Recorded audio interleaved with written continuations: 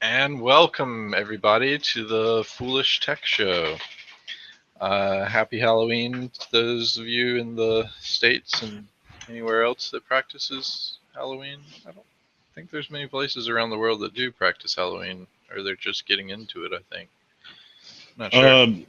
Mexico has the Day of the Dead. I'm not sure if the dates are the same. I don't think they are. Yeah, I don't believe so. Let's check that out. Where is And Halloween? maybe some of the Celtic countries do some sort of Halloween type thing. Yeah, that, oh man, what was the name of that movie? Yeah, Irish and Scottish immigrants carried versions of this tradition to North America in the 19th century. Geography of Halloween. Yay for us mix.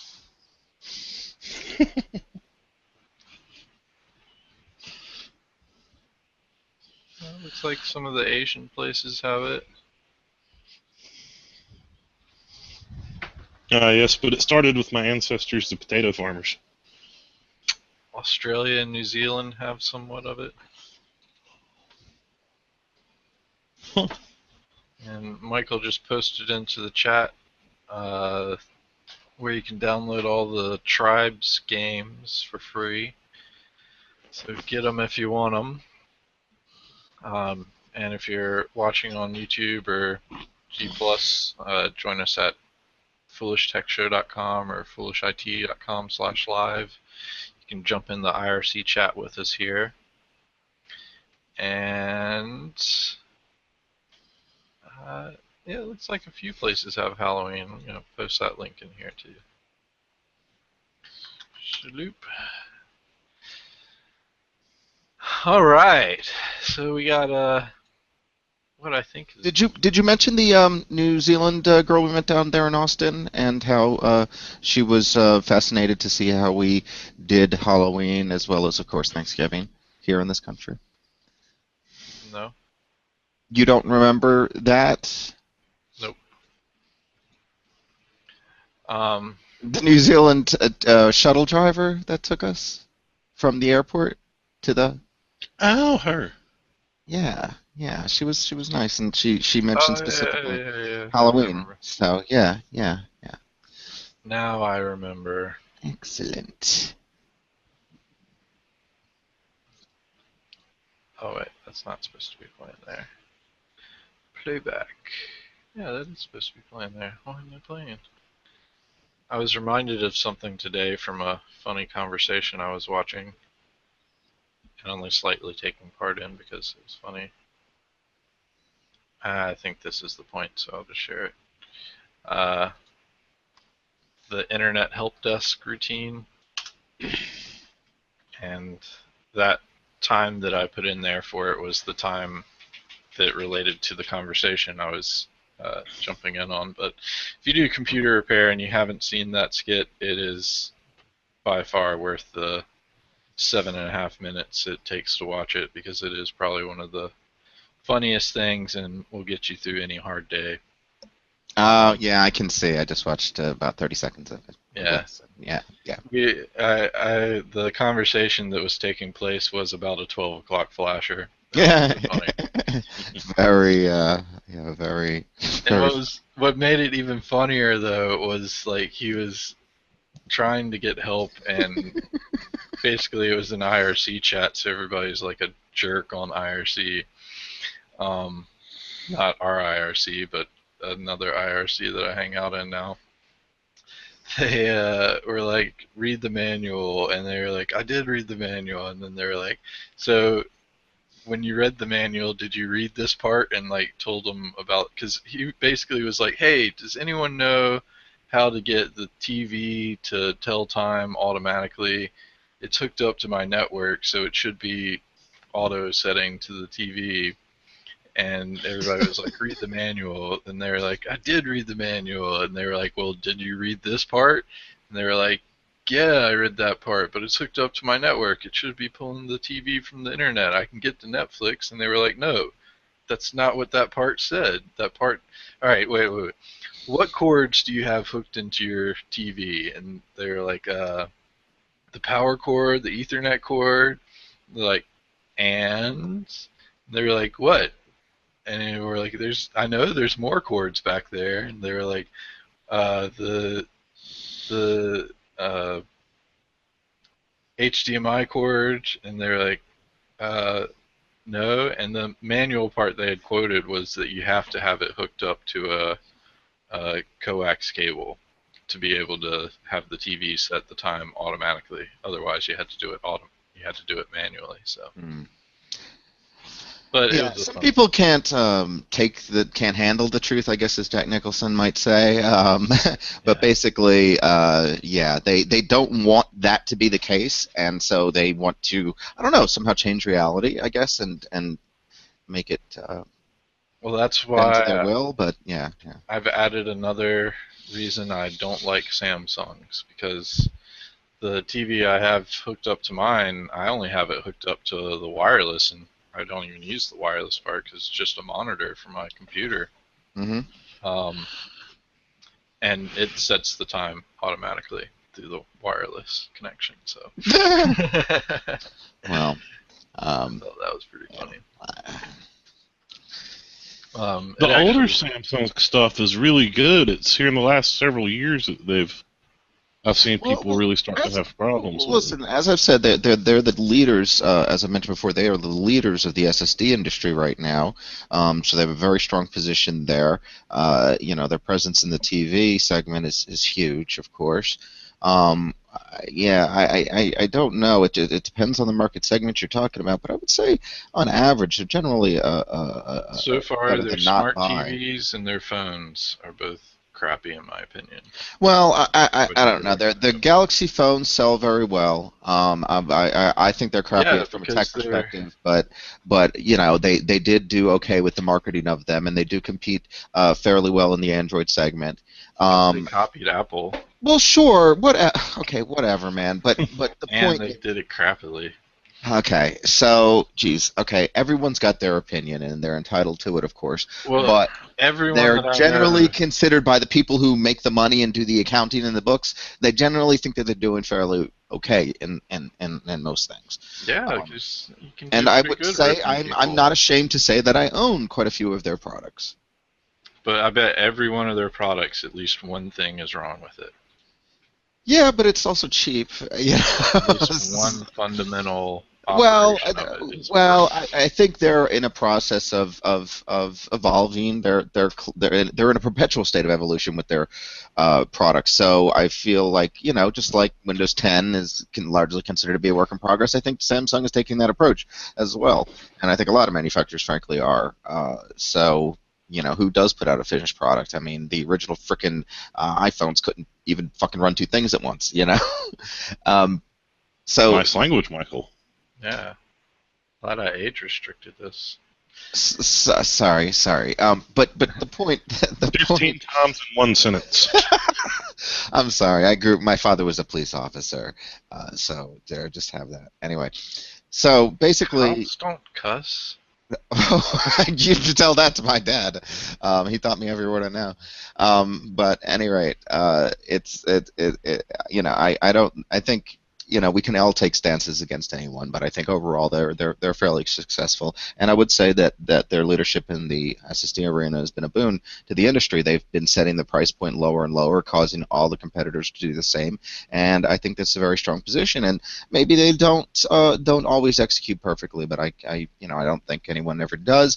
Again, I wouldn't recommend their phones, and there's other products I wouldn't generally recommend, and I'm sure you would agree. But for certain ones, I think they do hold commanding leads in their segments. If they don't have a perfect product, they at least market it so it's effective in that sense anyway. So anyway, go ahead. When I was doing phone support for Comcast, I was in the wireless department, and they were probably the worst TVs to help people get connected to. Really? Yeah. Well, okay. First of all, it's fairly modern. I mean, what the hell? I know they have all these apps built into modern TVs, but mine's actually a pre-modern, pre-app TV, I would say. And but Really? I mean, is it because of the interface or is it because of the technology? What do you think was crappy wireless card in it? Like some of them worked perfect the first time, other ones just did not work at all, no matter what kind of changes you made. There have been cases of incompatibilities between particular wireless access points and particular, wireless chipsets. Yeah, Usually but due to a one flaw brand, one way or the other, like but one model I get connected perfectly with no issues, then the same exact brand and model I get tons and tons of issues with, and we just can't get it connected. well, they also make a lot of products, so you are going to see the defects. If it's even small, if it's a 0.5%, that's going to equate in terms of Samsung sales. It's going to equate to millions and millions and millions and millions and millions of people. So, I just consider volume as well against the report rate. Uh, I think you need to have all the variables in play to truly come to a final judgment on it. I guess my final judgment is final, though. They suck. Well, your opinion is final. The judgment of the truthfulness of your statement is debatable, but we'll see. Hey, Obando made it. Welcome. Glad you were able to catch the show and join the IRC chat. So, Glad to have you. That's all right. It'll be on YouTube too. So, and we're gonna go over today. I'm gonna be going over pfSense, ClearOS, and Untangle, since my Untangle video got mangled by YouTube deciding it didn't want to record 15-20 minutes of the show. So, I got everything set up here, so we'll probably go ahead and just get a jump on that. So the first one we're going to go over is Untangle, and I'll post the best link to check them out there. And I'll go ahead and show my screen to show that page off here. Alright, y'all can see that? Yes, thank you. Yay. Alright, so this is the Untangle firewall, and I guess a little bit to mention if you didn't watch the first show. Basically, it's we're going to be talking about different internet gateways, and it basically takes over the function of your wireless router if that's all you have right now, or if you have a modem and router and things in there.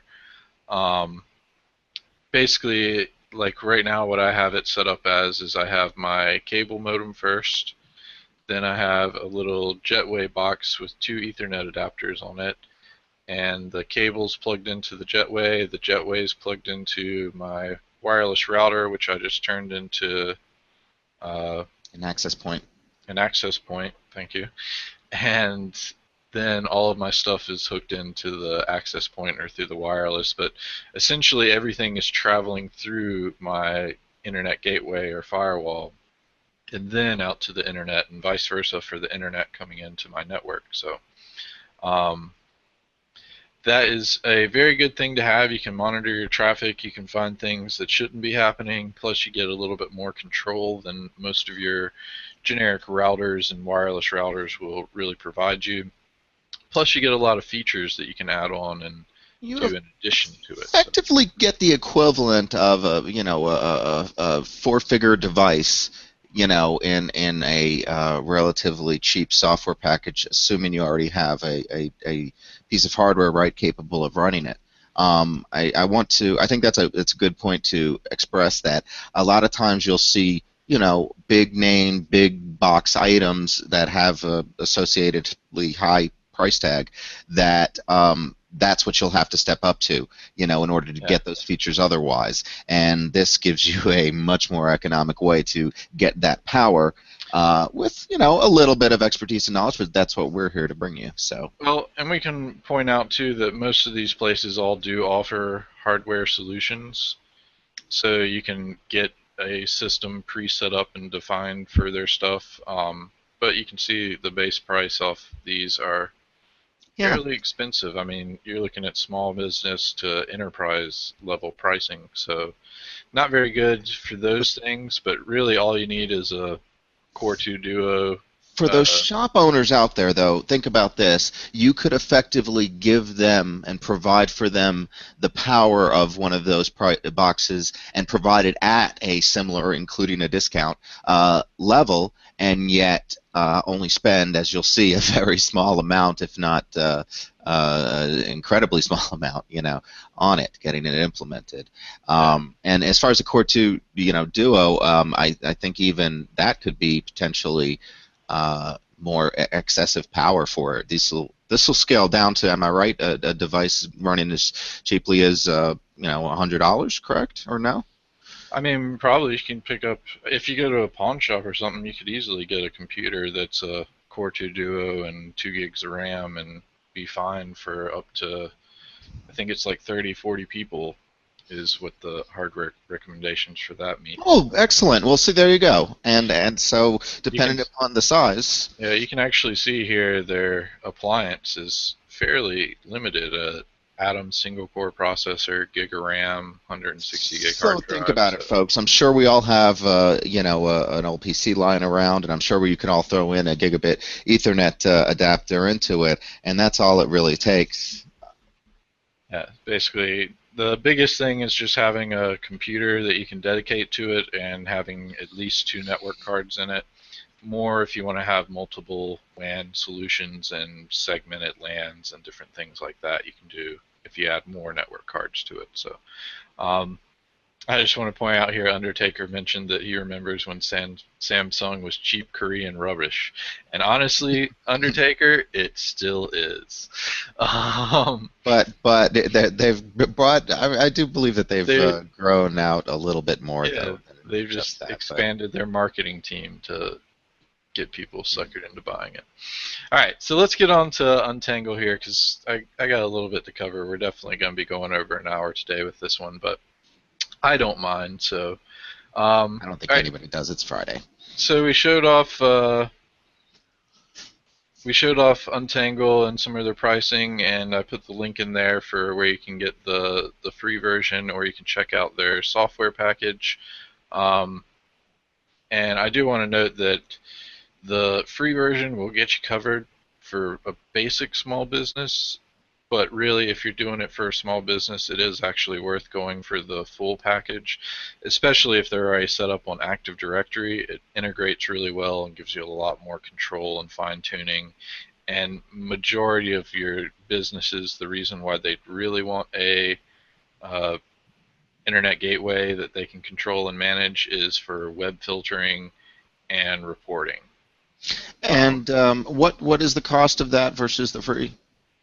So that one, I want to say it's like $1,000 for 1 to 10. No, for 1 to 10 devices, it's $540 a year.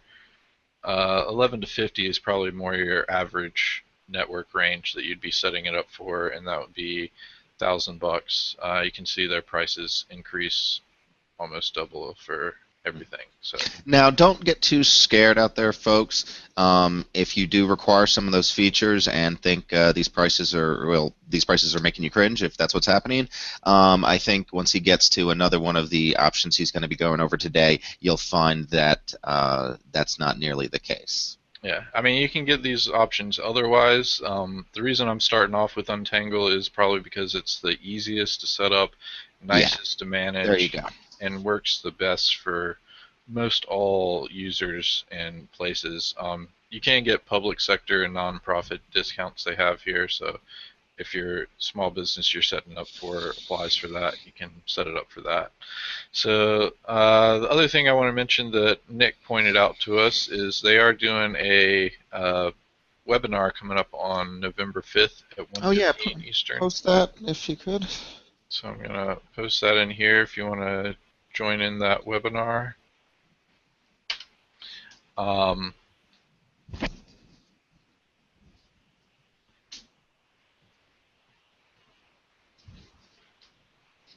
right.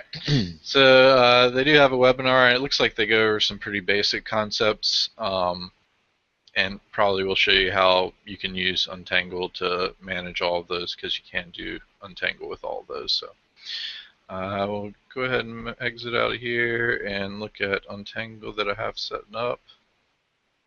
So when you load Untangle on the system, basically this is what you end up getting. Um, this system will run all the time. You don't even need a monitor hooked up to it because you can just use a web browser to remote in and manage it. It does give you a few recovery utilities and a terminal. Um, I've found that it's kind of locked down as far as what you can and can't do through the terminal. So if you're thinking you're going to use some Linux magic, which all of these are all based off of Linux, um, this one is a little bit more locked down than you're going to be able to get to. So the recovery utilities does help if you have any issues with your setup. That's another good reason of getting the complete version is they do automatic backups of your configuration and settings and things of that nature. So it's really easy to restore. I mean, basically if you have an issue with the setup or something went wrong or something got corrupted for some reason, you just wipe the box, reload it, sign back in with your credentials, and it reloads all the stuff and settings that you'd gone through and set up. So very, very nice on the backup side. That's cool, but you only get that with the paid options, correct? Correct. Okay. So I'm going to go ahead and log in here.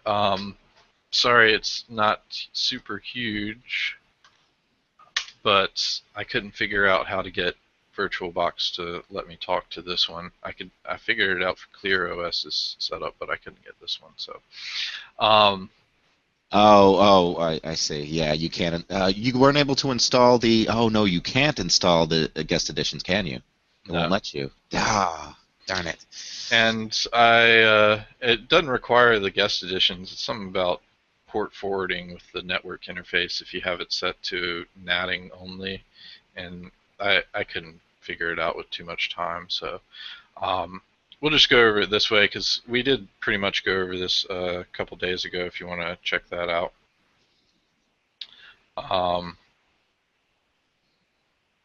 don't remember Moss watching it from the IT crowd. Oh, I got you. Yeah. He's like Moss from the IT crowd watching the Untangle info. Yeah, I can definitely imagine that. I would kind of be the same if I joined in on that one. I love Moss's character. I was so happy to actually see him in a big screen movie when I saw him on the Watcher. I think it was. Yeah. And Undertaker asked, can you run 3 NICs with Untangle? And yes, you can. Yeah, absolutely. All of these allow you to have another interface. You can any number. You can actually have a multitude of network cards in there, basically as many as you can fit in the PCI slot. I highly recommend a PCI Express 4-port or higher adapter, to make the maximum use of your slots. It's fairly easy and gives you plenty of bandwidth. Some reasons that you might want to have multiple NIC cards in the Internet Gateway, though, is in particular one that I have actually set up and worked with before. I set up Untangle for a small business that I worked for and managed their network, which was in complete disarray when I got to it. But basically, I got them to get Untangle, and we paid for it and got the complete version. And these 2 features right here were very, very big for us. And this is what you would want to have that 3rd or possibly even 4th NIC for. Having a failover internet or being able to balance your internet between multiple options. So when I got there, they were using just DSL, and I think they had a 3 meg DSL for. We had about 30 PCs working full time, and basically everything that the company did was on the internet, so everyone was using internet. They had a support side for medical software, and we were basically always online, always connecting to clients and helping them work with the software that we were supporting. Then they had a billing side, which was basically always connected to insurance sites and supporting clients and doing things over the internet. So internet was a very, very big factor to them. When I came in, I set up an internet gateway using Untangle. We got the full version, so we had all of these features, and I'll go over some more of them here, but this would be one important reason why you would want to have the additional network cards. Having a WAN failover, basically we upgraded to an ISDN line, so we had more than enough internet speed going at that time. But we went ahead and kept the DSL because they were a business contract and had to keep it anyway, so why not keep it? And what we did was we set it up as a failover. And I think we did the balancer as well, because you can do both of them. But essentially what happens is you can have two internets coming in from two different sources. You could have multiple network cards, so you could actually have three different sources getting fiber, cable, and DSL, so that if two of them went down for some reason, you'd still have a third internet to connect to. And that's what this feature does. You can see it's one of their paid versions. But essentially what it does is it monitors that those have active internet connections, and if at any point in time any of them fail, it disables it and continues using traffic in all sessions on the other internet connection. So this one will allow you to set how much speed you get for each, and I believe since we were paying for both, why not go ahead and use them both if we needed to. So the WAN balancer allowed us to use both of those internet connections to full capacity, so if the DSL got overloaded, it automatically switched to the ISDN or vice versa. So you would effectively get more bandwidth than potentially any of your individual connections could provide. Yeah. Yeah. So it's complete. What do they call that? Bonding of the bandwidth there. Yeah. So you can have multiple network cards for that. You can also do multiple networks if you want to separate or even give a second incoming path. So you can have two LAN networks. So like in our situation where we had a support side and a billing side, the support side could have had their own network and kept their stuff separated from the billing side. So can you show us? You've mentioned that Untangle is very easy interface-wise, and it does appear that way from what you're showing us here. Can you show us maybe some of the settings, what it would take to get one of these features enabled? What skill level would you need to make this happen? I mean, basically it's point and click. They do a really good job of telling you everything. They have help sections on each one, so you can pull it up right from there. Very nice. So you didn't have any problem with your business paying for this to deliver these types, because it provided such a good. Not at all. And basically, it automatically detects a lot of things and sets it up for you. So you minimal configuration to make these features active. Yeah. Anything that you set as an external one, it would have put in here for the failover. And then you could add how many times you want to test and how you want to test it. So. Oh, very, very nice, very nice. This is not nearly as complicated as some of the other Linux ones that I've worked with. No, not at all. So this is the balancing one. You can go in and add how much of your internet traffic you want to go through it, basically giving it a weight, and then how much percentage it goes through. You can even add specific routes. And I believe if you go through this configuration, I don't have an external one added here, but you can go through and say that this one has this much bandwidth, this one has this much download, upload, and then it will actually allocate the traffic accordingly to how much speed the connections have. So that is pretty nice there. The other feature that we didn't really go over last time either was the policy manager and directory connector. This is where you can connect to a Active Directory setup. Directory, nice. And you mentioned this was, you mentioned this was very important for some things that your client wanted. Yeah. So. Basically, what this does is if you have an Active Directory area set up on your network, hey Nick, you can set it up so that users, wherever they're signed in, especially if they're roaming to different workstations, no matter where they're signed in, the same policies and rules and filtering and things will apply to them. Plus, you can set it up so that certain groups only have access to certain things or have unlimited access to other things. So you can see, again, fairly easy setup, just putting in the IP of the domain server, ports right, getting a domain administrator, and log in. It was a little bit quirky to work out, but basically that's more of setting up the Active Directory side to make sure you have the correct user to do it. And then you know if it works, if it populates that. Yeah. Then Nice. you just add them all in. So it works really easy. Plus, with the paid version, the complete version, you get support with it. So they are very helpful if you are behind and need to do that. Ah, excellent, excellent. The policy manager is kind of like the same thing, but you can set up kind of like groups, essentially. They call it multiple racks here, and that's where you can define specific things for certain groups of people. So, okay, sure. The web filter, I think we might have still got it on the video on YouTube last week, but this one you can see there's a lot more options with the paid version. Oh, yes. So with the light version, I think you get about 14 categories. This one you get a ton of categories. So Wow, I don't even know if I want to read all those. Yeah, the light category gives you just enough for what you would think a small business would want to limit in traffic and stuff, but this one makes it much more fine-tuned. You can log them all so they show up in reports, and if you have it with the Active Directory integration, it'll show reports by user where they're spending the majority of their time and things. You can block your own specific sites, file types, what it thinks are types, basically, and then you can allow certain sites and allow specific clients.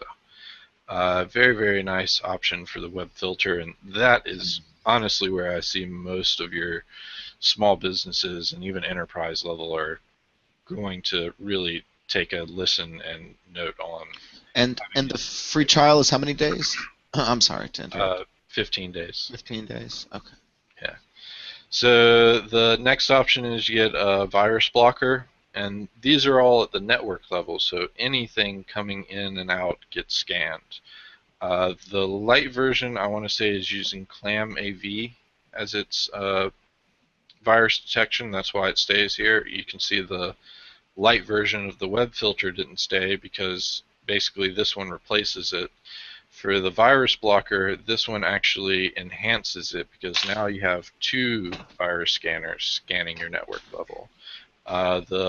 The paid version is actually using Bitdefender as its virus scanner. I thought you could get Kaspersky with that, or is that not anymore?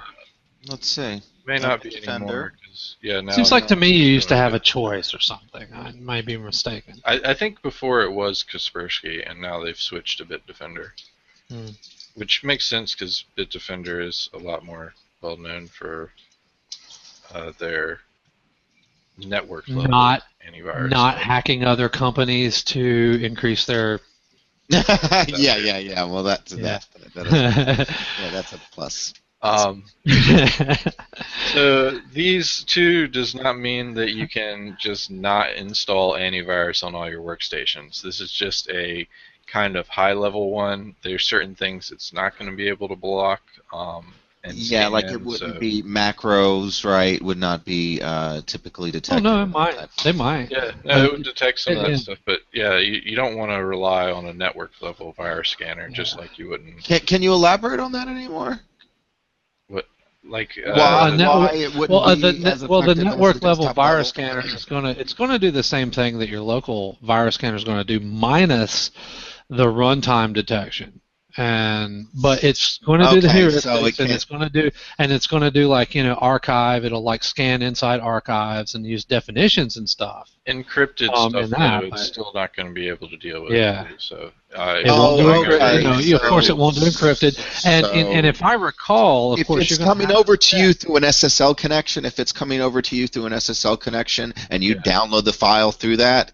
It's not then just gonna SSL, like same with your email. A lot of people are using SSL, TSL start TLS. Well, TLS, okay, yeah, whatever. sure. So in any of those cases, basically, if you were to download a file, it would pass by the network. It would not be detected by that. And then when you opened it up, though, at that point, then the only thing that could detect you was your local scanner. Is that correct? Yeah, correct. Okay. Right. I'm sorry. I just wanted to elaborate that. Awesome. Yeah, it's always awesome to have that second level, that network level AV. I just wanted to stop so much. Oh, absolutely, of course. I mean, but what I wanted to try to get the granularity to see where it was going to be failing. But now it makes total sense. It makes total sense now. Thanks. Yeah, go ahead, Nick. No, we're the crew. That's all. I was just because I'm. Oh, can you look at the questions under? Yeah, I'm looking at Untangle or Undertaker is asking, how would you go if the backup connection is limited bandwidth, like 1 terabyte a month, and the backup is 4 gig a month? I guess you wouldn't want to. Yeah. From a load balancing. It does do the load balancing through the WAN balancer, so I'm sure you could set that up. If you wanted to have it so that one of them used so much, like. Can you hit the settings on that for us under the WAN balancer, please? I just want to see if there's anything that just pops out to suggest we did that. look at that. And okay. And so you can use a percentage of the traffic if you want to try to go that route. No, but there wasn't specifically on. It wasn't. No, it's not going to limit it at a cap. Huh, that's interesting. You would have thought that would be something that they would have in this, because you can do that with other alternatives. This does give you a lot more information about which ones you're using, though, so you'd be able to see how many bytes you're actually sending through which interface and kind of keep track of it a little bit better. But I guess the long and short of it is that it's your responsibility to keep track of the bandwidth, not it. Okay. Their new report system that they've updated since version 10 or 11 is very nice because it gives you up to the hour reporting. So before you only got like a daily report when it generated it, and you'd have to generate reports like on demand if you wanted to see up to the minute. So why didn't you give your virtual machine more NICs just to demonstrate it? Because Obando was. I've already explained what would go on. We don't need to really demonstrate that. Okay. Well, all right, but yeah, it does allow you to specify traffic over multiple NICs. Yes, absolutely.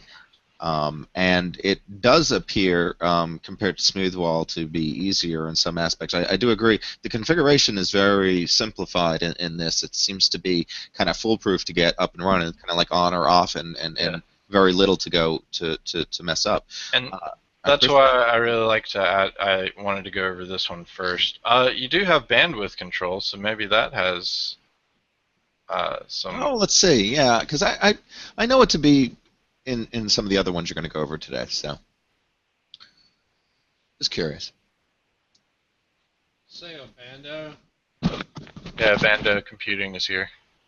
Oh, hey Martin, what's happening? No, this is not going to work, I don't think. I think quota. Oh, really? I think quota might be what we're looking for. I'm not positive there, but I mean, bandwidth control kind of leans towards that, so that's what I would go with there. It might be the quota, yeah. I bet if you hit help and spent a few minutes on it, I bet you could figure that out. But it does appear to have at least some ability to do that, folks, so that's good. Controls, monitors, and prioritizes bandwidth usage on the network. So it may be more for restricting what kind of internet goes which way and things like that. Oh, well. But still, like I said, you could probably work out something that you wanted to work with that. It wouldn't be for the separate internet connection. And you'd be paying for it too, so you'd be able to call them and ask them, and get the final answer on it. So. Some of the other nice parts of the payment, like we said, the configuration backup, branding, so you can brand the pages. Like when someone gets blocked by the web content filter, you'll get your logo and tell them to contact your IT administrator or yourself if you're the one managing it. So those are really nice features there. Some of the other stuff you get are intrusion protection, IPsec VPN, OpenVPN. Dude. Easy to set up VPN stuff. I just opened the new pack of a new pack of 6 coil atomizers for this new smoke tech job, TFV4. And 6 core atomizers? 6 coil, yes, they're 6 coil. Coil and atomizers. Wow. And these guys they're so heavy. I just opened this pack, and this one right here, opened it like that, and it just fell right through the aluminum. And this one's punctured. Wow. This one's punctured, and I did not do that even. Actually, this one's punctured too. Wow. So the weight is substantially increased, huh? These guys are heavy. They look like, you can see there's 3 side by side. Wow. Yeah, Wow. and then there's like 2 on top of each other, I guess. Crazy looking. Well, let us know. Let us know. Massive. Yeah. We'll do. Sorry to interrupt. Yeah, no problem. So back on the saving bandwidth style of things, you do have your web cache, and this works with HTTPS inspector. So you'd be able to basically with the HTTPS inspector, you can install a security certificate on each of the workstations, and then essentially the connection gets decrypted at Untangle, and then the computer gets an SSL connection from Untangle. So that may play into the virus sniffing as well on encrypted connections, but again, I don't know if it does it for email and FTP and things like that as well, but I know it does work with the web cache and web filter. And where the web cache would really come in to help is saving you on bandwidth. So if someone requested the same web page download or Windows update even, the web cache may already have it in there and just send it straight to them. They'd get it faster, plus it wouldn't be using your internet connection to download it again, so that would save you some bandwidth. Also, one of my favorite things, and this is one of the 2 areas that Untangle really excels at compared to all the other ones I've tried and we're going to actually go over today, is ad blocking. I think some universities installed network-wide ad blocking, and they saved up to 25% bandwidth a month. Oh, amazing statistic. Wow. Think about insane. that. You're worried about bandwidth caps? You're worried about bandwidth caps, folks? You won't have to once you enable some of these features. Well, you have to think about, too, the not only the advertisements, like flashing every 3 or 4 seconds on a page. Well, because they're pulling new ads. You said think about it. And now you have a lot of places doing video advertisements. So that's really crappy, by the way. Think about that. Can't Think stand about that. that Huge shit. bandwidth. Huge bandwidth. The ones that autoplay. It does have a spam blocker, fish blocker. See, you could argue that it's not the endpoints using the bandwidth, that it's actually some other people that's forcing the bandwidth usage on us. So how should we be responsible for our bandwidth usage? Yeah, I used to have that shirt. Companies. I used to have that shirt, Martin. Obey gravity is the law. Michael, tell that bandwidth thing to cell phone companies. Yeah. Well, this is the problem, though. We need to take control where we can, and tools like this will help us. Some of the nice firewall style features. Obviously, you get a firewall, and you can do regular blocking. Now, I'm assuming the usual SPI and stateful packet inspection and all that good stuff. We're not, and this is based upon what distribution? Just for my references, because some people prefer BSD-based distributions for these types of things. I don't know. Look it up. Level stuff. I certainly look it up so I can continue talking about what I do know. Sorry. The other things they do have blocking is spam blocking and phish blocking. So phishing attacks can get blocked there, same as spam email. Application control you can set up to block specific applications. This is one of the nicer ones on it's based on Debian. But okay. This is one of the nicer ones that the light doesn't give you any of these options, which we'll show you the light here in a second, but you can block specific categories of things. So like if you want to stop certain collaboration tools from being used, file transfers, streaming, different things like that, you can actually control it on the application level. So that's really nice. The light version, you can go in and define those, but you have to add your own signatures and define it. So it's a lot more difficult to set up without the paid version. Excuse me. Oh, and by the way, Undertaker, my day has been awesome. I have been spending the day with my boy. Most of it anyway, some of it. I did a little coding earlier, got some stuff done, nothing worth reporting.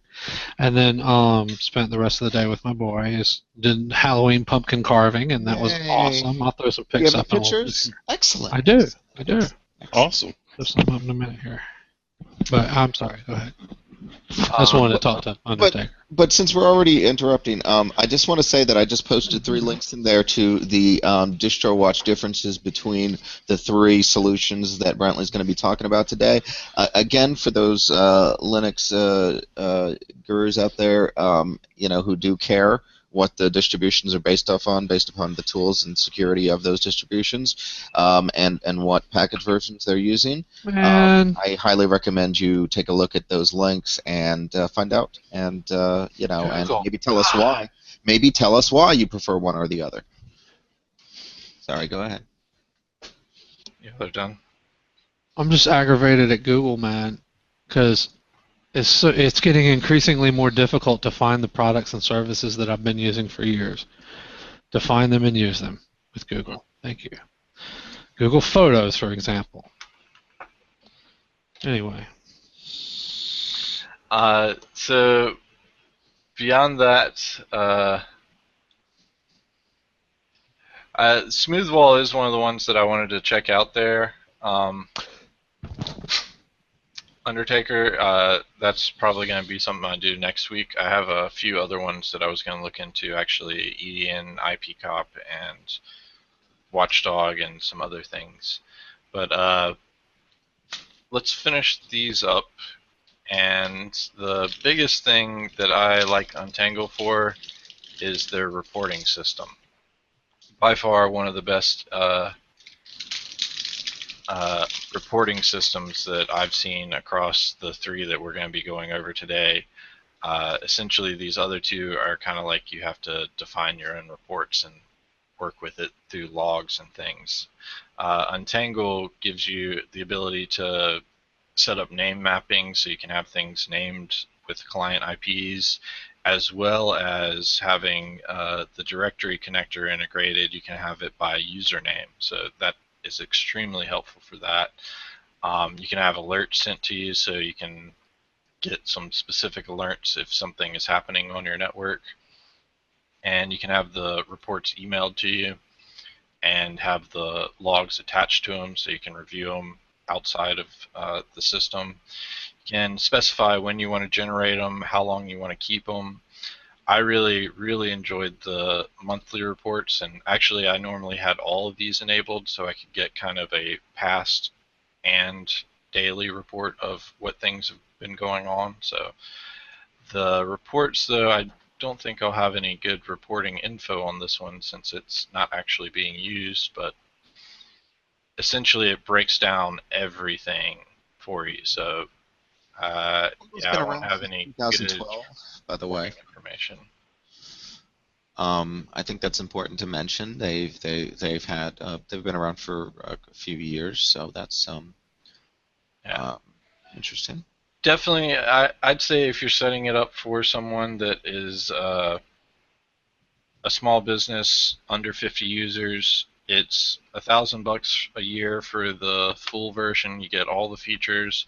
They already have Active Directory set up. It makes it so much nicer for them, and they'll really see the benefit out of it. You'll be able to sell them the hardware at super cheap prices. They don't have to get one of those appliances that already cost $1,000.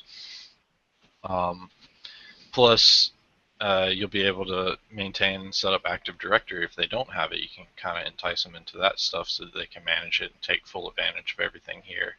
But yeah, I really like Untangle. It's super simple. I'd used it at home for several years, and I enjoyed it a lot. So. What was your home experience with it? Did you purchase or pay for the things, or did you just use the free one? I just used the free one. And that did everything you needed, or yeah, did for your small businesses under 10 users, no Active Directory, or home users that want to know about their network, want to keep their kids from going to places, the free version does more than enough, and a cheap PC handles more than enough.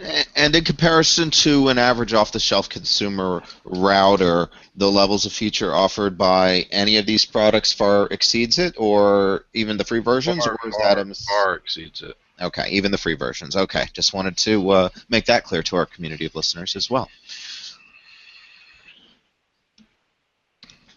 Nice pumpkins there. Burrito. Oh, Jesus. Did you skin the one on the right? No, that was just a white pumpkin. It was just. Oh, yeah. So I was like, all right, I'll take that one. And yeah, it looks more like a Pokemon or something. Now that one on the left is a little scary. Yeah, that's Wyatt's. He did pretty scary with that. Wow, has he been watching any Hellraiser recently? Yeah, the toothpick thing is outrageous. Yeah, it's like really those are some horrible teeth, man. I should have told you about it earlier when you were saying you were going to do pumpkin cutting, but I'd actually read an awesome trick for pumpkin carving and in turn lighting afterwards. Oh, what's that? Instead of cutting the hole at the top like you did there, cut it at the bottom. Oh yeah. Oh yeah, to put pumpkin on top of the light. Yeah, that's cool. Or the back. But actually, I did something different with the back. Excuse me for a moment. Here we are. Well, either way, Undertaker, I think I made a butt. The performance one way or the other. I made a butt. Oh, geez, you did. I made a butt crack for the back of mine. So. Hey, listen, Undertaker looks like he might want to. He says ad blocking has nothing to do with bandwidth, rather payload times and malware vectors. And in general, I agree, but you still have to appreciate the bandwidth savings, though, particularly especially if you're getting the insane bandwidth like caps. You know. Well, yeah, and also if it's on larger networks, obviously a university has 1,000 users, so yeah, these products are really oftentimes used on a larger number than you may be in some smaller networks, and so you're going to see those. But usually in those you don't have to worry about Verizon data cap. So well, yeah, I guess it depends, but that's true too. But I know what if I ever tether my anything to my Verizon or whatever, yeah, damn right, I'm blocking ads, man. I'm blocking everything I can. Yeah. Don't touch my bandwidth. Don't tread on me or whatever. I don't know. Yeah. All right. So our next one up on the list is ClearOS Community Edition. They do have paid versions. I'll paste the link to their community one here, which you can find more about their paid versions there. Now, ClearOS is based on Fedora / Red Hat. They have a home version and a business version, so they have some things set up for home version. This one it kind of gives you as nice an interface as Untangle, but so this is what you get on the console. Again, you don't need a monitor hooked up to it. Keyboard, mouse, anything. Basically, once you get it to this point, you can just unplug all those and then connect to it through a web browser. I was able to get the web browser side of this one working, so I'll be able to enlarge it a little bit here. So with this one, you can see you get a dashboard. It makes it look nice and pretty. Their dashboard is kind of limited. These are all the widgets that I was able to add to it, so Oh, really? kind of limited on that side.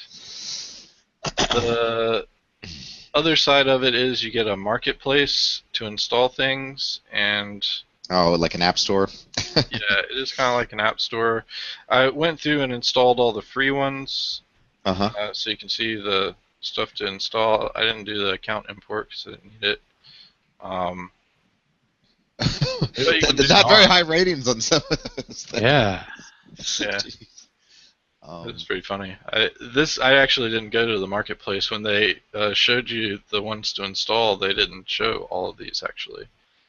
Now, who is contributing these? Is it just them? It looks like they just got independent people. Yeah. Well, it says Clear Foundation, Clear Center. I'm not sure about those. I honestly didn't get to play around with this one a whole lot. As you can see, I didn't even come to the marketplace. I could have installed some of these other ones, but yeah, you can see some of their free things aren't actually very good. Well, okay, but again, that's based upon I don't know what their user base is. So if it's only 25 or 100 or 1,000 installations out there, having 1 star might not be totally representative of things. But given what I saw with the dashboard that you just showed me, I'm a little concerned by that.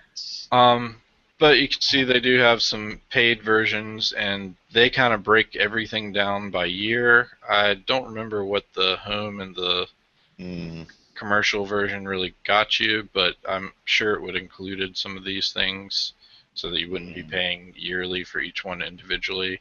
Also, for Untangle, if you wanted to purchase individual applications, you could purchase just that single application. So, like, if you wanted to just have the web caching, you could purchase just the web caching. I won't get into all that. But yeah, the ClearOS is another point-and-click one, so that's kind of nice about it. Again, I didn't play with it as much, so I might have some not the best informed opinion on it, but they have basically the same things for free. The interface is responsive enough, and not. I mean, it looks almost unnecessarily graphical. You know what I mean? This one did have some nice features like these. Like you can have a BitTorrent client on this internet gateway, so you can have everything managed directly from here, downloaded directly to here. You can also do your media server stuff, so home users might like this better. Oh, Plex. Mix photo organizer, so you wouldn't have to use Google Photos. You can manage it all from here. Does backup servers, so you can do backup PC, backup all your computers to it. Obviously, you'd want to have more hard drive space in there. It does VPNs, all your firewall basic stuff. Anything of note, either one way or the other, either with features or with ease of use that? I mean, besides being the point and click and having some things, it feels a little bit more complicated than what Untangle is. So maybe let's go somewhere so I can see some of that complexity you might be talking about. I mean, I don't know of anyone particular right off. Oh, okay. Well, whatever. Okay. I mean, but as you can see, it's right here. It's just kind of confusing on the. Yeah.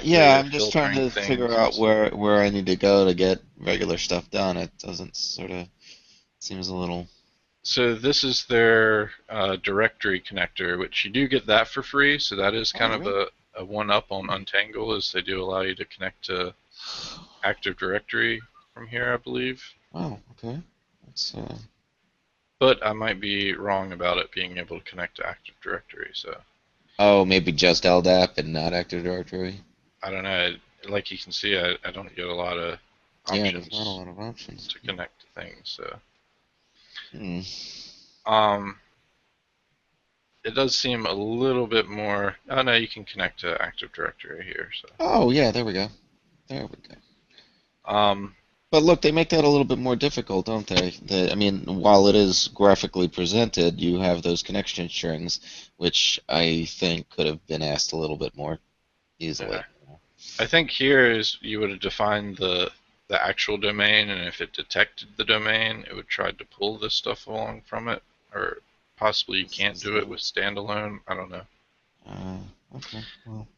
Their reports aren't as pretty either. Really? Kind of see it doesn't have I don't know, man. It seems a lot of things. It's kind of like a log viewer. So the Untangle reports definitely one up this. So again, Untangle really wins out for your... Is that process viewer literally just a PS dump? Go back to that process viewer. Yep. Cute.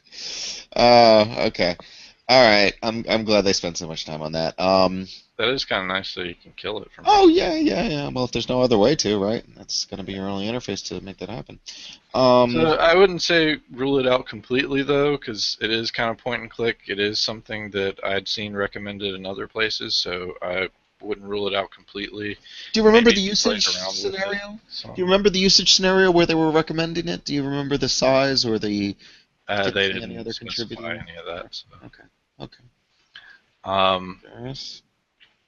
Maybe if we can find their purchase version. So, so their home or their business is their purchase ones. The home or their business editions. Let's see what buy it does. Yeah, and of course you can buy the hardware again. Yeah. So you can buy the hardware, or you can use the software subscriptions. Let's check out. There we go. So you got your home, business, professional, community. Let's see what the home option gives you. So basic subscription is $36 a year, access to discounted apps, dynamic DNS updating. You do get some content filtering. I would assume some of those would be ad blocking and intrusion detection stuff. Your essentials, $60 a year. You get some more of the anti-spam and the no support other than form for. It is a lot cheaper than the Untangle. It is. Business, you start getting into some more of the bigger things. Looks like support's their biggest thing. Yeah, I see that. I mean, everybody has access to the Marketplace app, so I don't understand that. But they give you a few more options, and okay, so it sounds to me like all those apps are still the best you can get is discounts on those apps, depending upon what version you get. Let's see what the professional does. Yeah, not a big change there at all. So, kind of, yeah. I don't like their pricing, but that is one nice thing though, is that you can get it and. So their pricing might be misleading though, also because of the app nature of it too. But you can be it for a single price no matter how many users. So if you have somewhere that might be splitting and swashing their user count, this might be a better option than Untangle would be. Yeah, good point. Because Untangle does know how many devices connect to your network, and they do report it back to their home server. So. Right. So let's say I was using the free version of Untangle, and I had 100,000. I was totally Internet of Things, and every freaking grain of sand in my house was an IP. If you're using the free version, it's all free. But if you decided to purchase the version, then they would based off how many charge me based upon that. Alright, so our last one here is the one that I'm currently working with, and just because it's kind of the most open, gives you the most options. And I think it's my favorite as well, just because the other ones are so complicated with their licensing and cost structures, I think, in relation. They do have some hardware solutions, so you can buy their hardware. This is more to, I think, get the support and stuff. Oh, okay. And what were those prices? I couldn't quite see. It's a little bit small. I don't see any prices on these. You can get a cloud version, looks like, or a hardware version.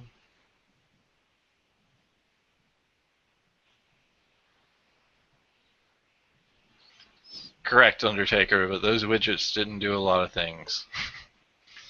Like, they didn't tell me a lot about my network. Yeah, the one-star widgets, whether you have 100, just because you have 100. It was like telling me more about users and processor usage, and that's not really what I need to know if I'm looking at my internet gateway. And after you showed what Untangle can do, it was a bit of a letdown, I would say. Yeah, ClearOS was definitely a letdown compared to Untangle. I'm not sure why their hardware thing wasn't working, but let's actually check out. Now, this is your live box? Is this your live box? What's going on right now? Oh, shiznitty. You're going to have to block out all these IP addresses and stuff. I already minimized any widgets that have IP stuff on them. Oh, good. So you do have some more information. You can get like the full system information. You can see firewall logs.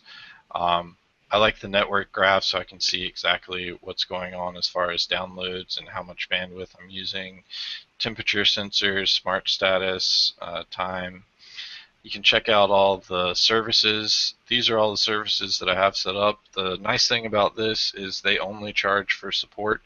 They don't have you have to pay for any of the apps or anything. The downside of this is you do have to go through and configure everything.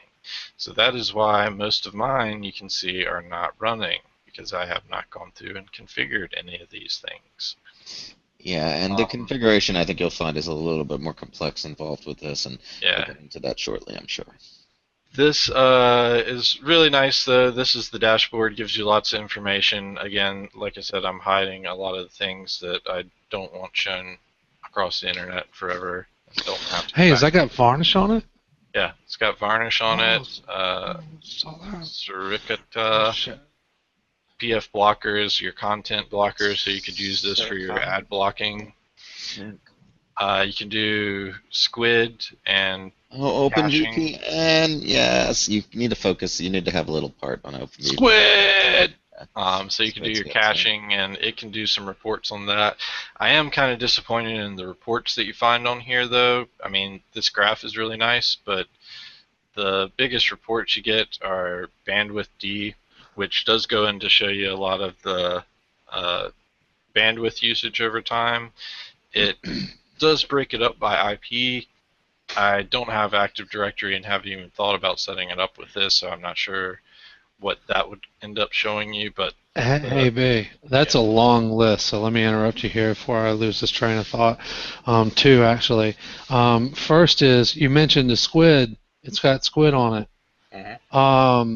I don't know if you remember, what's his name? Eric, back at the store we used to work at. Yeah.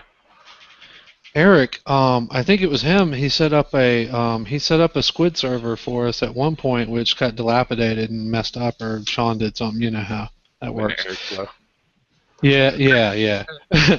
And he set up, or when Sean decided to change something, but after Eric left, But he set up that squid server for us, and it was, to my understanding, it was caching Windows updates. Yeah. Well, we would go to Windows Update on one system, and if it downloaded the update, the squid server would cache that, and then every other system that uses Windows Update would then pull it out of the squid's cache instead of the actual website. Yep, and Untangle will do that as well. And essentially, Untangle is based off of all of these objects. I want to say Snort. I was just going to say that it would. Yes. I'm sorry. Go ahead. Yeah, I was just saying that these are all the underlying. So the web cache that we saw with Untangle, that is more than likely based upon. No, it is. It is, because you can see the packages getting installed. Oh, okay. So yeah. It is Squid. It's just pre-configured for you. It gives you that nice interface. Gotcha. But again, it's kind of locked down, so you can't get to all the features that you could do with this. So. Hey, I guess the point would be that would be one of those things that would directly help people running tech shops, doing a lot of systems and stuff like that, Yeah, it would just absolutely. be definitely well worth mention that you can do that with this thing.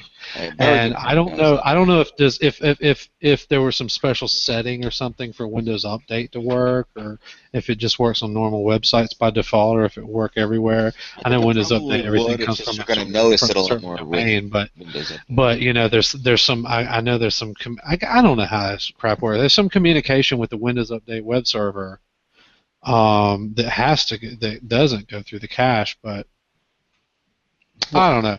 But anyway, just checking. yes, the chat works, guys. Hey, Zombie Worm. It's Zombie Worm. Yeah. So anyway, I just wanted to definitely point that out, and just in question that does work in Untangle. For yes. I haven't because, honestly tested it thoroughly, but it's like I said, it's Squid and it does caching. So okay, it's supposed to. Okay, because that's going to be like a big benefit for a lot of people running those tech shops. yeah, Because man, that'll save you some time on Windows updates, though, dude. it is a lot nicer to have it just cache that route. But I mean, really, if you're a tech shop, you should probably have a WSUS server set up and have it cached and managed that way. Yeah, but you don't want to use that every time. And that is something that D72 can set really easy for you while you're. It is though, for those people that do want to use it. Plug. Huh. I'm not sure why it kept giving you that error to reconnect. I may have had to reset it here. Let me just check that while we're talking about it. Interesting. Yeah, I don't know. Oh, I can't type either. Typing. So I'm taking some programming courses, and we had to give we had to do a presentation or whatnot, and or work together and have somebody type up there, sitting at a shared screen. Anyway, long story short is that one of the guys that got up was typing so slow. He was like, "You're in the wrong." It's like you're in the wrong curriculum. You're never gonna get enough code out per day to make it work. I thought that was funny. I'm not going to spend too long on this because, like Nick said, it is a very long list, and I mean, really, you kind of have to know everything you're going to get into here because there are a lot of things that you can set up. A lot of these things are just for checking things out. I can't really show them to you because it's on my live system and would be giving out IPs and things like that and have to edit them later. But like this in-map, probably lots of people have heard that, and it works really nice. InTop is kind of like another network map. He called you Brantley. There's lots and lots of tools and features, and it is kind of like a full Linux distro that you can configure and do and things like that. Yeah, I've worked with pfSense just a little bit. I interestingly enough, if just take his approach, basically just only enable and only set up what you absolutely need, and then as your needs grow and expand, you can move on to the other parts. But you probably don't want to swallow the whole package of pfSense in one night. That's going to be a bit of an uphill, I think, battle to accomplish. But just getting the basics of it up and running, I think, are fairly straightforward. But it will take you infinitely longer to maintain and manage over its life, I think. By the way, guys, I'm going to actually take my leave at the moment. Like I said, I just stopped in for a little bit. So I'm going to go hang out with the youngin' before bedtime. But awesome, like what I've seen in the show, awesome content. One more thing I thought of doing in a different show was actually a return shout out to Spiceworks by maybe doing some a show or two on some Spiceworks offerings that could benefit our techs. Of course, there's the Spiceworks network app, but there's also the Spiceworks community, and things like that. So we could probably go over that at some point in a future show. Maybe give a shout out to Katie. That sounds like an awesome topic for your show Monday. Oh, geez, but yeah. So that's an awesome topic for that for my show Monday for someone else to put that together because I'll be anyway. So, but anyway, yeah. So I'm gonna just thought of that just while I was taking a whiz. So figured I'd send that out there. Anyway, you're welcome, sir. You're welcome, sir. Anyway, later on, Zombie Worm. See you later, Undertaker. Thanks for asking about my day. People rarely do that. Martin, if you're still there, adios, mad. And I'll see you guys. I'll talk to you guys tomorrow. Later. Alrighty. Later, dude. So I did want the links out there, by the way, guys. There was asked to us what we're doing with the window there. That's basically his pfSense box up and running. He's attached to it through the web interface there that you see in the background. I just wanted to explain to our guests. Yep. One thing I do want to mention is Untangle's setup. Super simple. I mean, it was basically next. Super simple. pfSense was super simple as well. You can see the console for this one is a little bit more daunting, but I mean, it's really basically easy. There's not a lot you can have to worry about here. Yeah, go to the console at all. Yeah, but this console is definitely designed for once you set it up, you can take your monitor, keyboard, and mouse off and not worry about it, because you access everything over the network to set everything else up past that. But I mean, super easy setup. The one thing I was mentioning about that, though, is ClearOS was not as super simple set up. Having to enable the network adapters beforehand was one of the pain points there, and then if you already have something, partitions on the hard drive, it's not exactly clear that you have to set it up some ways, and some ways it is. It just was not as nice of a setup as the other two honestly were, so did want to point that out. But basically the biggest thing, again, like Michael was saying, is that it's not something that you want to dive into and just set up on a whim at someone. So definitely would recommend playing around with pfSense. It is probably the most highly touted on the internet. I mean, if you go searching out for internet gateways and what people recommend, this is probably going to be the one that you come across the most often, just because it is free, open source, and everyone can use all the stuff with it. Like I said, though, I still lean towards Untangle if you want something simple, easy to manage, and gives you immediate results as far as being able to show your client why you had them install this and use it and things like that. So we will take a look at some of the hard configuration stuff. So like I was saying, this is probably going to be your content blocker, and right off the bat here you can kind of see tons and tons of options, lots of reading, tons and tons of tabs, but essentially you can set this up with what I've read, the easy list, which AdBlocker Plus here uses part of as well. And you can have it sync with that list and be able to block ads across your network. But compared to Untangle, where it's just a install and turn on, a lot more difficult there. Setting up Squid, like Nick was talking about there, you can see you have quite a few options here, and you have to go through some setup and know what you're reading and doing. You can enable the SSL filtering, as you can see, but again, you kind of have to know what you're doing and be ready for what's going to happen.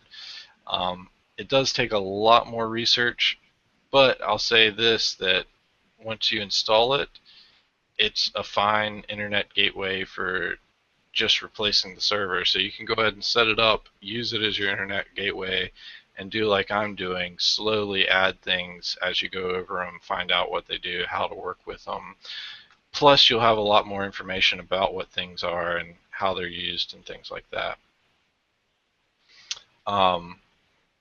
So they are very, very nice, extremely helpful. This is the last one that I was going to go over now.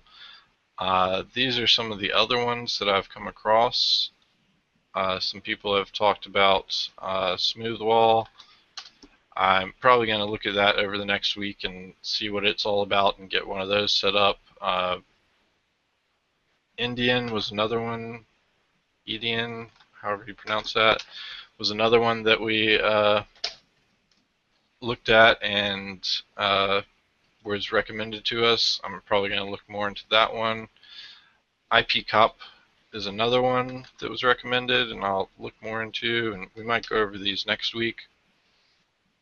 And WatchGuard Firewall is another one. I did want to mention with this one, though, I'll post a link here for it in a second.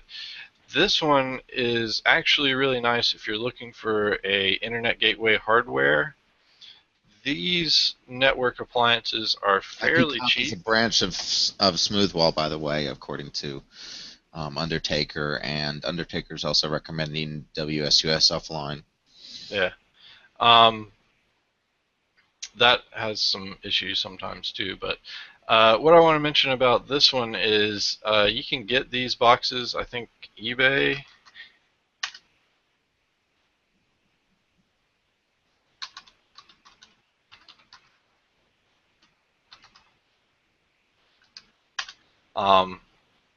You can get these really cheap. I mean, that's a pretty heavy-duty network appliance there for $70. So you can get these really, really cheap if you want to buy one of these network appliances. And from what I've been told, most of these, obviously you're going to want to do your research and make sure that that particular model is going to be able to do it. But most of these can be loaded with pfSense. So you don't actually have to use WatchGuard on it. You can reload it and put pfSense on here. And then you have a rack mountable internet appliance that you can use. Oh, very nice option. Thank you for mentioning that, Brantley. Yeah, and you can see that one's $20 for quite a few ports there. Wow. How do they get by with that? The hardware alone seems to be more than $20 in that case. Yeah, the new ones are probably, I mean, if you buy it brand new, it costs a little bit more, but on eBay you can get things really cheap for them. Mm-hmm. So that's the last one. Most of that hardware actually does last a long time, so there's very little stress that these are going to require minute amounts of disk space, relatively small amounts of RAM, and relatively low processor usage. So these should work day in and day out for years and years at a time. Yeah, so that's some of the other options out there. Like I said, I'll probably be checking more into them, and we might go over them next week, or maybe I'll have more information about my pfSense setup by that time, and we can dive more deeper into that setup. I really like internet gateways just because I like knowing what's going in and out of my network and how much bandwidth is being used, where it's being used, and I like the additional control. Plus, I just like learning about those things. So again, that's probably why I ended up falling back to pfSense as well. I mean, Untangle probably would have done what I needed it to do. It just, I wouldn't have learned anything about it. And really, just checking the reports, I don't have much of a need since it's just my girlfriend and I. And I mean, we can pretty much know what our traffic is and what we're doing. Well, so this gives me a lot of other options. From a different perspective, I'm actually looking into, based upon what you've shared with me and what I've learned over the past couple of weeks in our discussions, I'm looking at implementing this because some of those features just you can't pay enough for some of them, and certainly in the sense of pfSense, it can be done. In my case, since I already have the hardware, it can be done for free. And since they all share those applications, they're all Linux-based, and they all pretty much are going to rely upon, those tools. Squid is going to be a common factor amongst all of them, and a lot of other things, Varnish and others. But I think sometimes it might make you better at all of them in general by understanding pfSense and what the extra hoops go through to make that work. And there's a huge pfSense community too, I've found. So if you want to make something happen with pfSense, somebody else has already probably done it and documented it. Now, it may take you a little while to fully digest it all. Yeah, a lot of their documentation is out of date though too, so that's one of the problems I found. Well, but again, knowing that it relies upon common packages, common Linux packages, you can get the documentations for those packages, and usually, that with pfSense experience, you can make it happen. Oh, yeah. The Jetway 2930 is the one I have. That's exactly, Brantley, good call on that. That's a very nice one. I actually recommend it. Anything with dual NICs is ideal for this. Dual gigabit NICs, obviously. And I also want to mention I couldn't show off the. Well, maybe I can without having to show off everything about it. Let me see what comes up with that. The usage on my system with what's there is pretty ridiculous. Alright, yeah, I guess we can show it like this. Alright, so right now I probably have about 16 devices on my system, and this is live. This is currently going through Hangouts. I have computers set up all over doing all kinds of stuff. My desktop's doing a whole lot. Yeah, he's pretty tech heavy and internet heavy. I do a lot of interneting. This box has been up for a day and a half, and I've a day and a half, folks. Okay, 45 gigs through it. Note that, a day and a half and 45 gigs. So yeah, it can handle it. But you can see that box, it's not even using 6% of the processor usage, not even using 9% of the RAM usage, not even gotten to the need to swap at all, yeah. But that is also because I don't have some of these things set up. I know Snort and Squid would end up taking They'll grow as you need to. A lot of space, but really that box there, for the Untangle, their hardware requirements, it was recommending it for those specs being able to handle up to 1,500 to 3,000 users. So yeah, it doesn't take a whole lot of power to drive these things. You can get it for extremely inexpensive costs, and like I said, you know, depending upon the organization you want to deploy this to, if they've already got a lot of equipment, you know, throwing one old PC in a corner and having it, you know, always on is not going to be that big of a deal. Now that may be more of a problem for certain other clients, but you could always find a reasonable hardware combo, and it's always going to be cheaper to build it yourself. So having a fundamental understanding of these gateway OSs will allow you to, you know, search out and find the most cost-effective equipment that will fulfill your needs based upon, you know, your needs, what you expect to require out of your gateway OS, and it can come across it very cheap. And if you're a business and you're selling this, again, these are 4+ figure recurring cost sales that you're going to be making to your clients, and so it could be a one-time cost to you in the case of pfSense and your little bit of hardware, and a recurring potential multi-thousand-dollar revenue every year, depending upon the size of the organization you're selling to. Yep. And Undertaker pointed out that surely with pfSense you can back up the config and import that into other boxes, especially if you're rolling it out to clients, and absolutely. So Excellent. That is another nice feature. Again, that's one of the biggest reasons why most people go with pfSense, and it is so highly touted, is because every option is free. You just need to figure out how it works and how you can make it work for you, basically. So yeah. But you know, again, that doesn't mean swallowing the entire whale in one bite. All it means is that you might need to spend some more time with it. But believe me, I think the low entry cost, the zero entry cost to that kind of is motivation of itself to pick up those skills. And those skills will make you marketable in the event that you don't do this for the rest of your life. Those skills you can take to the bank otherwise. It is worth noting, too, that as Michael pointed out, all of these are based off Linux distributions, and as I said, with Untangle uses the same packages that pfSense does. These are just giving you nice setup interfaces, web interfaces mainly, and the OS to back it up, and pre-configured OS. Nobody wants to go through the hoops of setting up a Linux OS and then worrying about all this other stuff on top of it. Well, what I was going to say is you can go through and set up all of these packages individually on your own. So yeah, and if you have a Linux box, absolutely you could. Sure.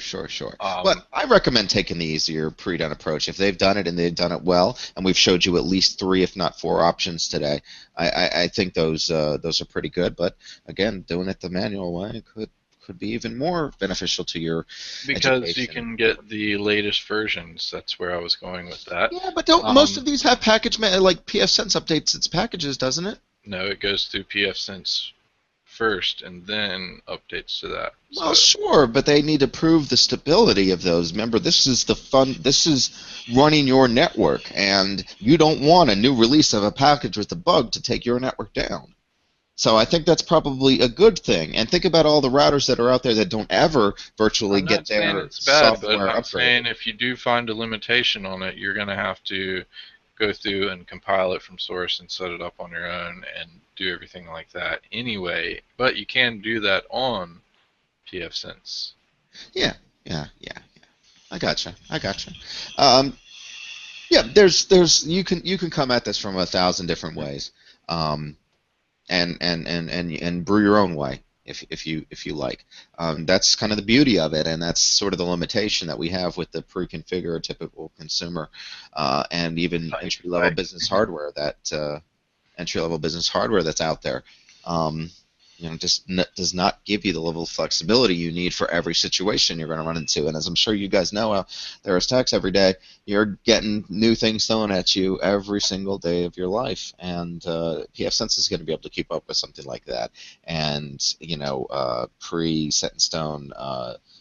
set in stone box, security box is not going to deliver those types of things. Typically, not without substantial subscription involvement. Thanks, Obama. And closing on that, why don't you go ahead and post that link to that video that everyone seemed to find so funny, but I sort of don't understand it, but go ahead. Can't believe you don't understand that. Like, that was seriously the funniest first response to it that you could have thought of. Why? What I said? You're like, what? None of that had to do anything with Obama. Why is that guy blaming Obama? Yeah, I mean, it's like the point of the song. Oh, although that is the point of the song? Oh, okay, that makes complete sense. Okay, well then, all right, yeah. Share that. Did you? No, zombie worm. We don't fight. we talk hastily, and Michael likes to ramble on and on and on. So. I know he keeps me in check. It's a love-hate relationship, but it's still a good, solid relationship. So. And I like compiling things from source. I don't even think Michael knows how to install the build essentials.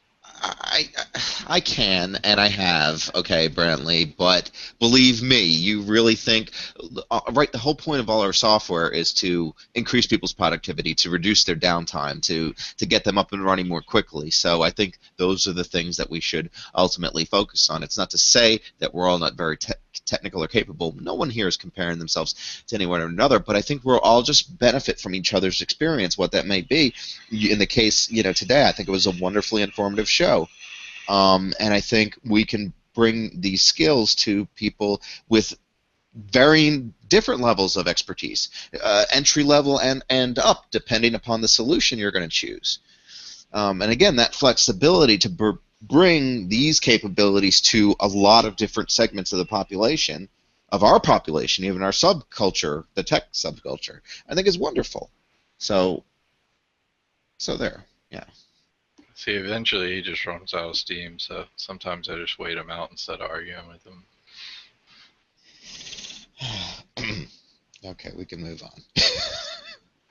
It's 7:30. Oh, working on Saturdays. Yeah, I know that feeling. Nick drives us like a slave master, so we work 7 days a week. We'll be working on Sunday, too. I think it's Friday today, isn't it? I thought not for Undertaker. There's other people in other places in the world. Oh, in Australia or the universe does not New Zealand rotate around you. How many hours we have? Yeah, it's about mid-morning in Australia. So anything beyond 5 hours.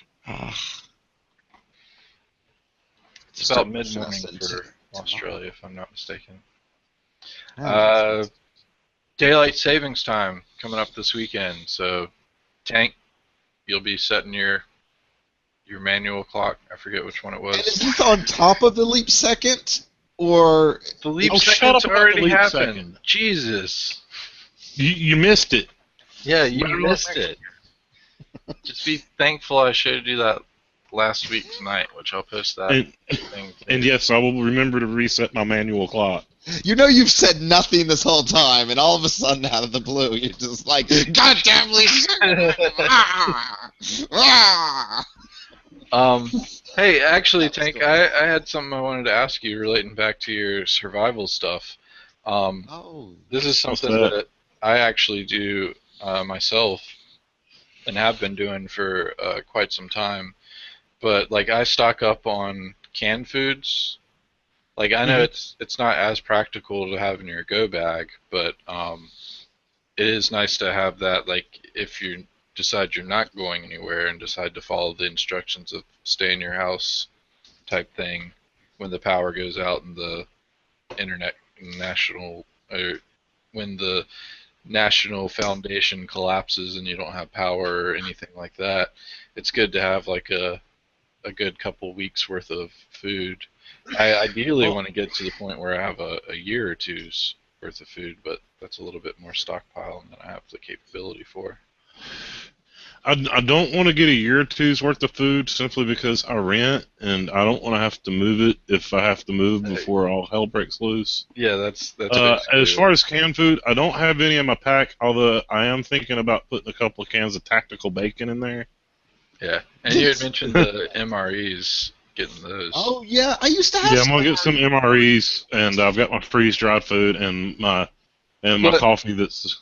I should have saved the MREs, right? How long do those last again? Like 5 or 10 years or something. Yeah, I should have saved them. I mean, actually, they probably would have been expiring right around now. But I had some MREs because I used to know a guy, and he gave me like 5 different ones. He said, "Here are all the different varieties we get," and some of them were okay. I mean, they weren't as bad as maybe I expected. The thing with MREs over freeze-dried, I went with freeze-dried foods for the first part of my go bag, simply because they have a 20-year shelf life. Yeah. And it's something I can put in there, and I don't ever have to think about it again because I'll probably be dead before they go bad.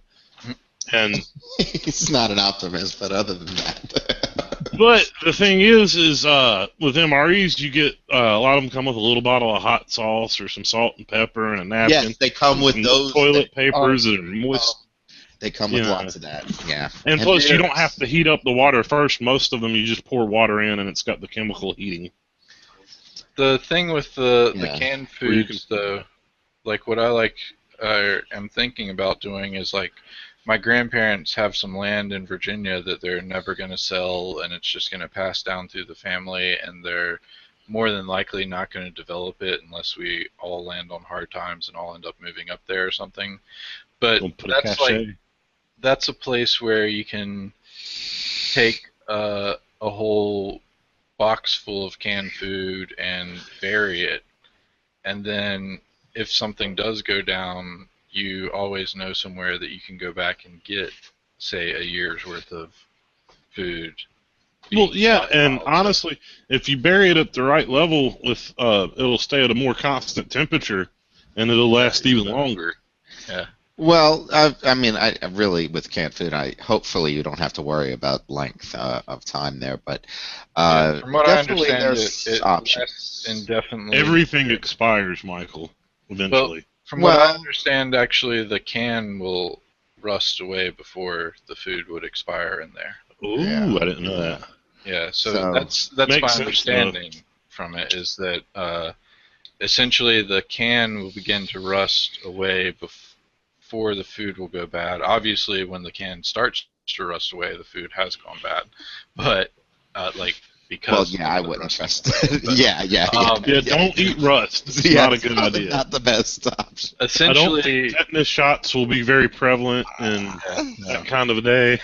Essentially, the canned food, as long as the can looks intact, like even dents, you don't want to deal. Like if you do come across dented canned food, you actually want to be fairly suspicious of that, because that could impact the longevity of the food inside. But if it's a perfectly set can and you don't see any evidence of damage on the outside of the can, more than likely the food inside of it is more than fine to eat. You may lose a bit of the flavor over time, but you won't lose the substance of it. So that's what I've been doing. Yeah, and if you've got a vacuum sealer, When you bury your canned food, you can always also bury things like rice and other kinds of grains. So you're not just limited to canned food. You've got other things as well. Yeah. Well, and like I said, I've been without power for 3 or 4 days here at a time when the power's gone out at certain times. So that was nice because we have an electric stove. Having the canned food, then I have that gas-powered stove that we can fire up real quick and warm that up. But also, I find it convenient just for every day, because what I end up doing is I will go to the grocery store, spend $20 buying just canned food, and that gets me like a whole bottom of a shopping cart full of canned food. And then I'll bring that home and move everything that I had already over to the right, and I'll end up taking those cans every now and then. And really, with Campbell's has actually come out with a whole new line of stuff, and they have some really good flavors and things that they've come out with. I just had Tuscany chicken today. I like the Campbell's chunky. And that was really delicious. Yeah, that's normally what I would get, and you can get them for about $2 a can. And considering that, like, even if you eat 2 of them for a full hearty meal, I'm normally fine off just one.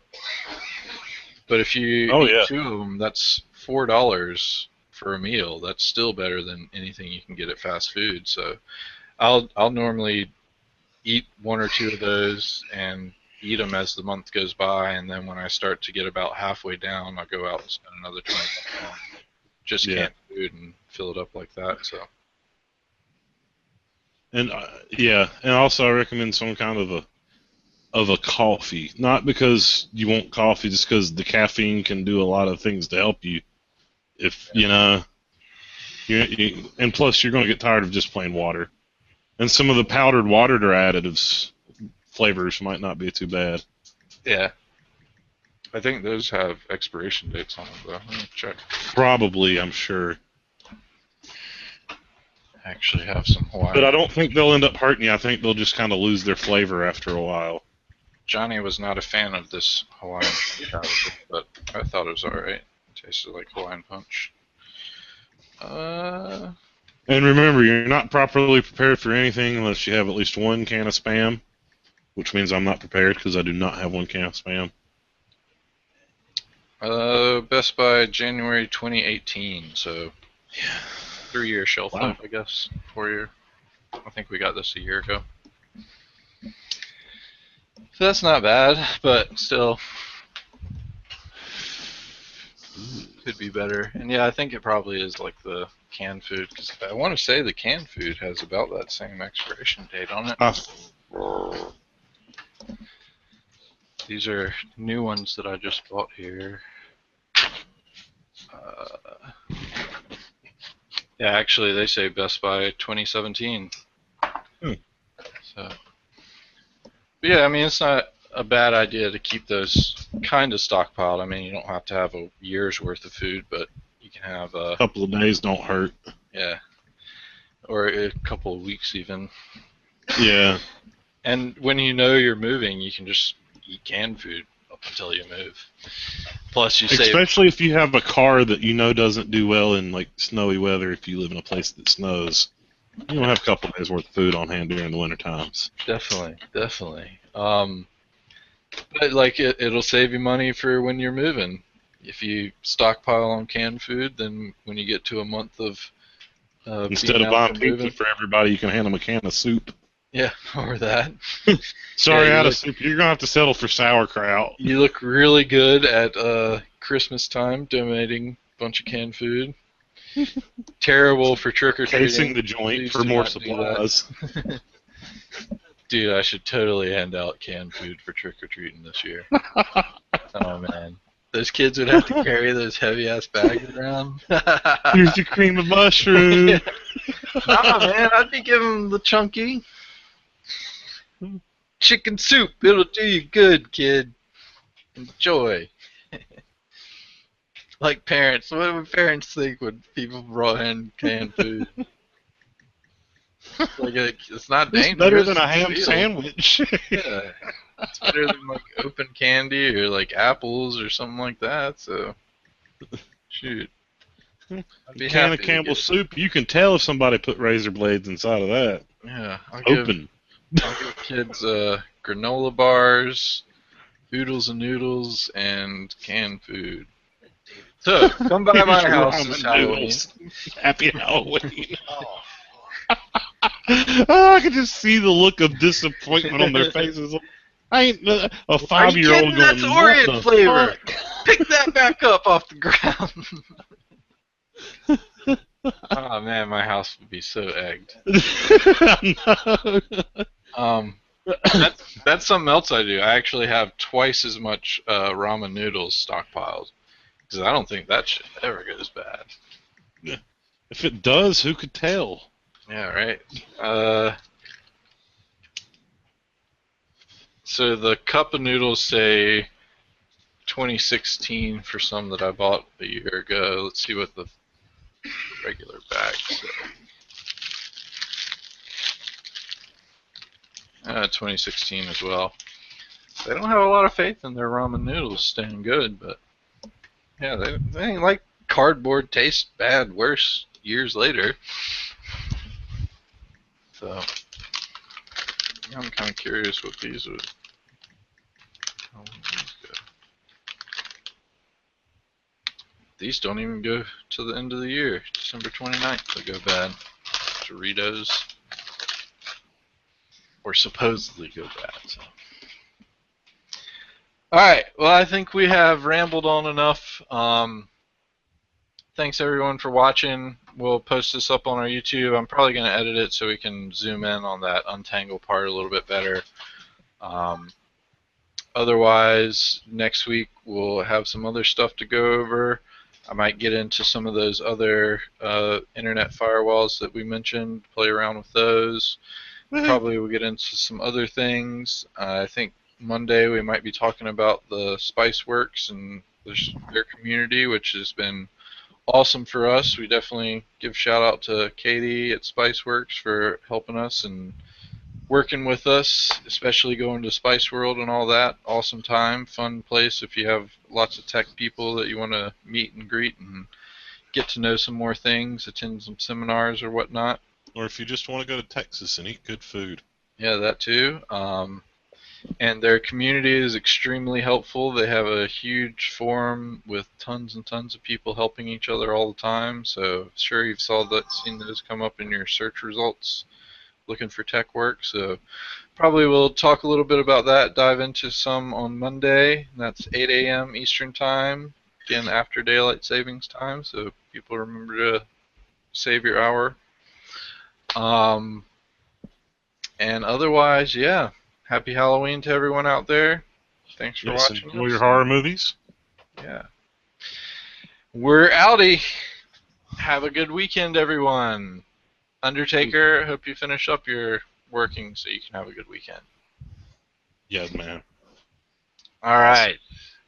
Till Monday. Later. Weekends. Take care.